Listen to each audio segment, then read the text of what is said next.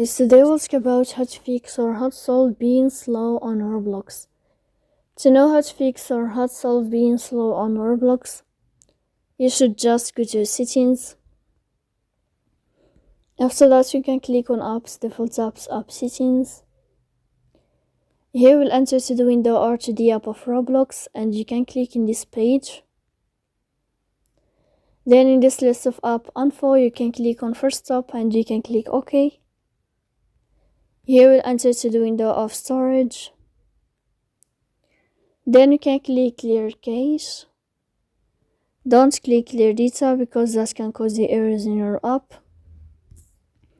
In the end, you can turn off your phone and you can wait a moment to turn on your phone again. So please don't forget to support us by like and subscribe. See you next time in another video, and thank you for your attention.